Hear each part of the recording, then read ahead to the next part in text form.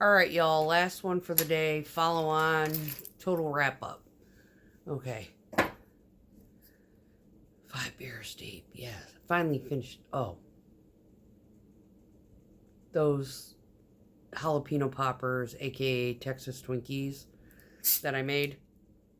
Bomb. Holy crap. They were good. I finally figured it out. Yes. They were good. If you didn't see the 1.5 minute video of who the fuck is Susan, yeah. All right, 6 months ago or more, my sister created this mass text, and it was basically designed to keep everybody informed on her wedding plans and agenda and yada yada yada. The wedding was in June. Now, the mass text is still in my messaging thing. I don't know. I can delete it and it still pops back up. It got so bad during that time frame because everybody was, jaw jacking back and forth. Here I'm on nights. It's like, y'all making me fucking crazy. So I silenced it, basically muted it. And so last night I was, I don't even know why the hell I woke up. I was listening to something, some sort of like astrological, the people who, NASA people, we found life on a different planet, or there's a planet that would support life or something like that. It was like 3 hours long. And so I was like, oh, that's boring enough. So I played that and went to sleep. I was sleeping quite good, and I woke myself up laughing at something. I can't even remember what it was. I need to get, I used to have a notebook that I used to write this stuff down because, yeah, some of my dreams were pretty crazy, kooky, intense, scary, whatever. And, they say keep a dream diary. So I was. And I don't know what the hell happened to it. I probably started drawing floor plans or deck plans or some shit, because I'm fucking ADD, most neurodivergent person on the face of the planet, I think. Oh yeah, I got a list of cuckoo-curry going on up in here. Anyway, so I wake up laughing, and I'm like, and I'm actually quite giddy, and I'm like, what the hell? And I happen to look on the top side of my phone, and it's got the little like message thing on there, and I'm like, when the fuck did that come in? Because I've only been asleep probably 2 hours, right? So I look at it, and it says, the babies are coming. And I'm like, who fucking cares? Who the babies? What is she talking about? Puppies? Because we all have dogs, right? The one sister doesn't, but the rest of them do. And I'm sitting there like, the babies? Who the fuck? What are we talking about, right? The babies are coming. I'm like, is it delayed? Did she send it like 8 months ago when my mother's puppies were being born? I'm like, I had no idea what she was even talking about. So the next sister comes in and says, whose babies? The sister that's here in Tennessee with me. And the next sister that's in Colorado with the one that is doing the babies are coming, she's like, Susan. And I'm like, who the fuck is Susan? So I send a meme of Pink going, huh? I have no idea. Right? Well, then she clarifies who Susan is. Long story short, I don't know Susan. Never met her. Have no idea if she's even in the state of Colorado. Didn't even know the girl was pregnant. If my sister had even mentioned her 9 months ago. So throughout the course of the day, I put out that little short, like, who the fuck is Susan? Well, it was later clarified who she was after I posted the video. I still don't know who the fuck she is. So basically, I've narrowed it down that she must have multiple mass texts in her message file. And she clicked the wrong one, thinking she was hitting her daughters, and those that it pertained to. Because I have never met this Susan person. So, anyway, that was the start of my weird ass day. And considering it is a full moon, I don't know whatever possessed me. Usually, see the bandana? That means I was on the bike today.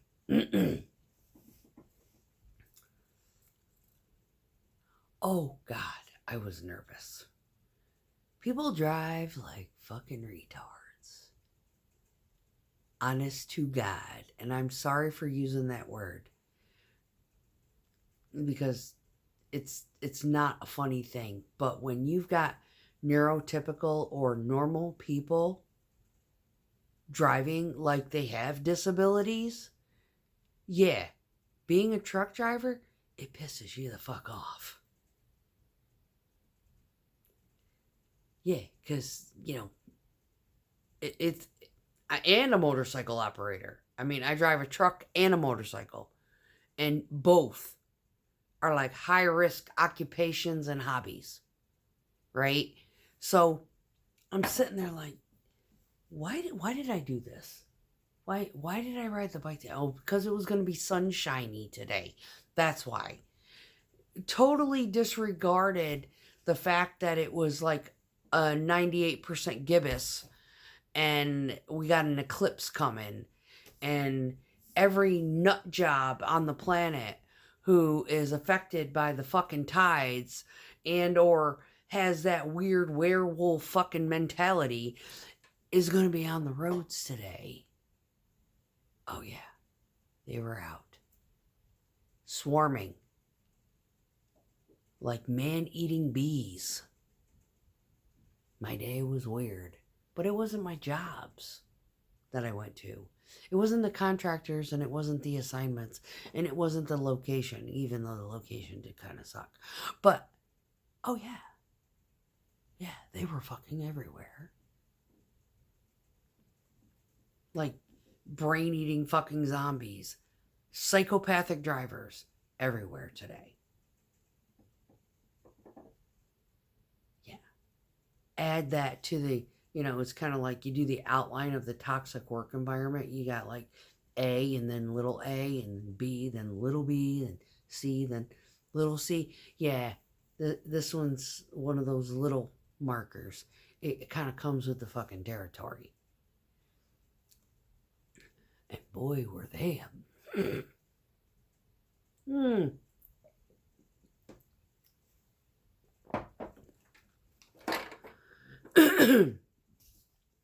My sister used to say, and it's fucking true. She used to say, a child by itself is fun. They're cool. They're hilarious. They're a good time. But you get them in a group, and it's like a pack of fucking wild dogs.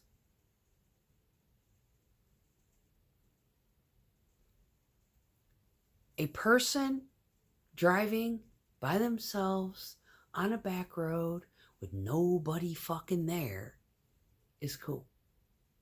Get that same person in a group of cars, in a congested fucking area, in city environment, in any kind of chaos, they lose their fucking minds. They forget how to think. I can't even recap right now because, of course, I just started Beer 6 because in about 20 minutes, my ass is about to get naked, get in the shower, and go to bed.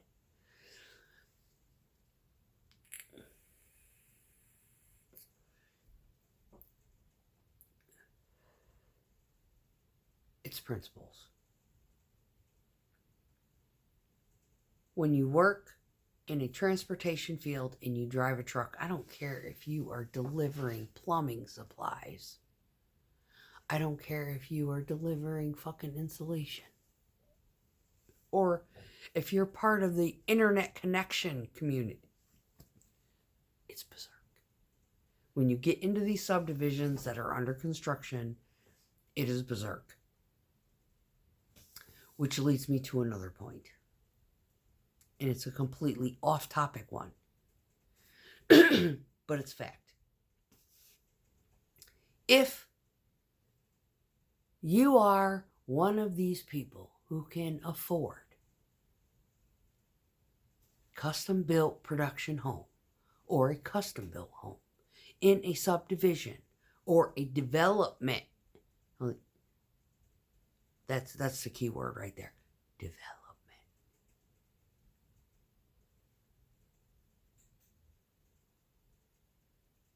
Think about what that means. All right? Development. It doesn't even become a legitimate subdivision until the fucker's done.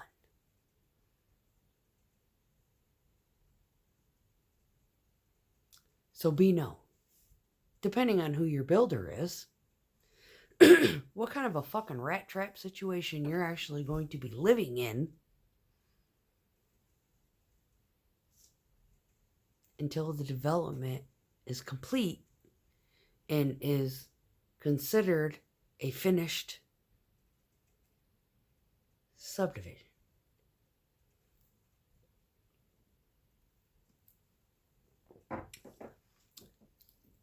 I love this. I love this quote. This is my quote this week. Alibi to injury. Nobody told you, your realtor didn't tell you that people were going to be hammering and pounding and grinding and gearing and yelling and screaming and engines and concrete trucks running in and out of there all day, every day. By your house, around your house, within earshot of your house, for probably 4 to 6 years after you purchase your house.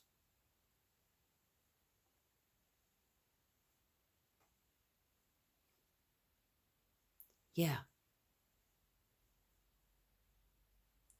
I have a video. I can't remember when I put it out, and it's a while ago, and I probably locked it down because I am one of those people who gets really sketched and I don't know, I just get self-conscious about what I publish. But there was a time where we actually had to come in, and it wasn't even that early. It was like 5 a.m. And we had an individual who was already moved in, and we were out there with a pump and trucks stacked up down the street. And the reason why we were in there with a pump and stacked up down the street at 5 o'clock in the fucking morning is because they had building crews coming in for the houses that were further down from where we were building, because it was like a U-turn type of thing. So you came in, and to the right was a cul-de-sac, and to the left was a straightaway. Not a whole lot of cul-de-sac there, but enough to turn around in.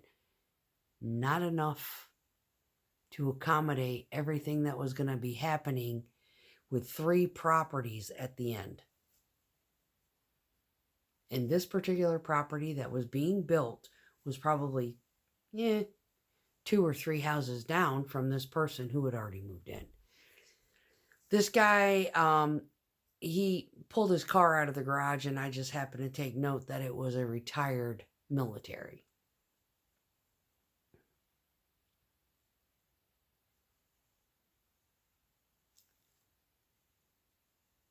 Don't judge. I did 16 and a half fucking years. I have vanity plates on my shit too. My campaigns. Crap. The fact of the matter is back then the houses were roughly 250, 300,000. Now they're like 450, 500,000 in that same area. If you're going to sell it. Anyway, he was out there being, Mr. Muggy, like Walter, and everybody was just like, do you think it was my life's pursuit to wake up at 3 o'clock in the fucking morning so I can be out here making noise, disturbing your fucking peace at 5? Yeah, I've got goals. That concept, right? So I was out there talking to one of the older guys that had been there a while, and he just about died laughing because, yeah, I was in the military and my voice does carry when I need it to. And basically, he was giving us a fucking hard time. Basically, we're just trying to do a job to pay our own goddamn bills. And the reason why we were doing what we were doing is because what was going to happen after we got done, whew, he thought we were bad at 5 a.m. Wait for the fucking circus to arrive. You're gonna have framers and big flatbeds full of fucking material and ACs and plumbers and all, you name it. They are going to be taking over that fucking street. And if we had been down there at the same time, it would have been 10 times worse. 10 times worse. This poor man, he probably would have, booked an appointment at the psych ward at the VA. It would have been that bad. And that's the kind of crap that we have to navigate through on a regular with a big 40-foot truck that's 9.5 feet wide. And if we turn the tires, it turns into 12 feet. Just saying. Contend with, dumpsters and fucking porta-johns and stupid people who don't know how to fucking park. Trucks that park with their tires kicked out. And, it's like, yeah, your truck's only like, whatever, 8 foot wide this way or, 7.5 feet wide. You kick the tires out, you're fucking up the geometry, man. I know how my truck acts. I'm sorry if you don't know how to park yours. Go back to school. I don't know what to tell you. But what that does is it inconveniences the people that already have bought there. Well, sorry to tell you, people who have already bought there, you bought there. And if your realtor failed to tell you that this place is going to be a full-blown 3-ring circus for the next 4 to 6 years of your fucking life, you probably would have reconsidered and maybe purchased elsewhere. That, or, given situation, there was a particular time where the homeowner came to bat for us. The concrete, I was like totally in shock. I was like, oh! She came out. She's like, "Dearie, are you okay?" I said, "This place is a fucking zoo." They told us that if they gave you any problems to go ahead and call the law. We're going to call the law for you. Is that okay? And I was like, please. I can't do my job. I'm stuck. This place is a fucking madhouse. There's no project manager out here. There's no superintendent. Nothing. She's like, you just rest easy, honey. We're going to call them for you.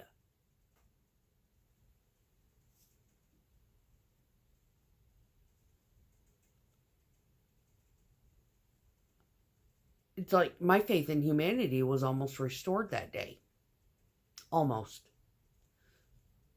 She was an exception. Because what we have to contend with is finishers and or, workers alike, whatever their occupation or their specialty is, they always end up parking in front of our washout. Where am I supposed to wash this truck off at?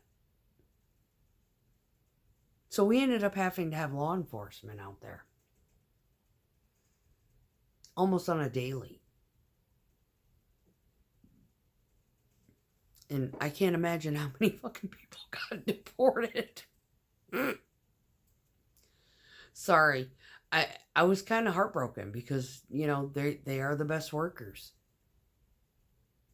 Like it or not. They are.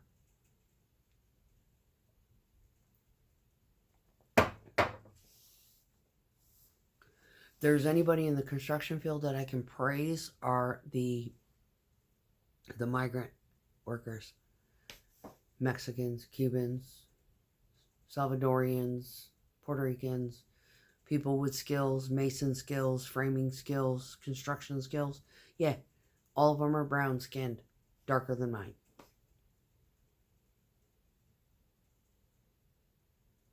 Yep. And they do the best work.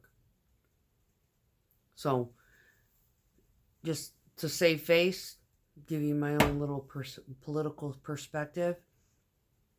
If you're one of those people who have just recently bought a home in a hoity-toity subdivision and it cost anywhere from, in the last 9 years that I've been doing this, $250,000 to $450,000, yeah.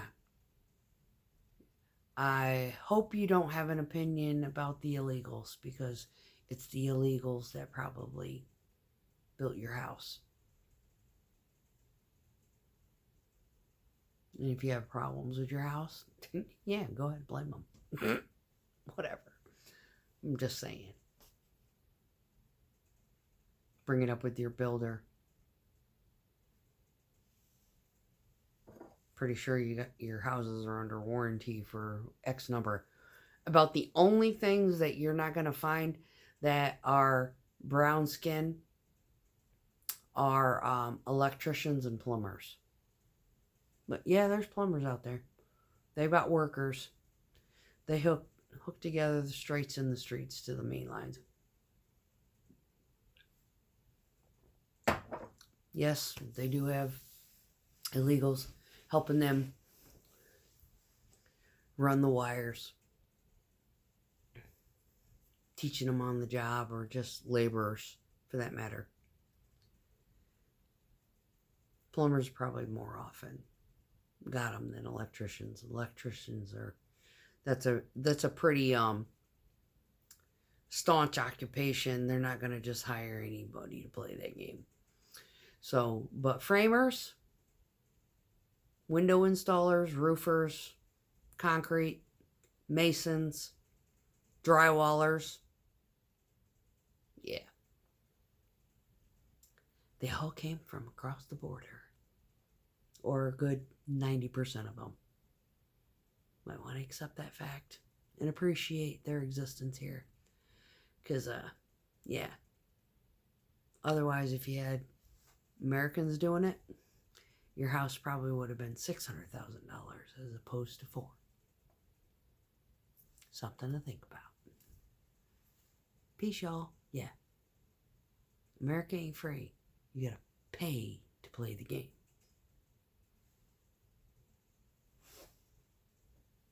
Think about it.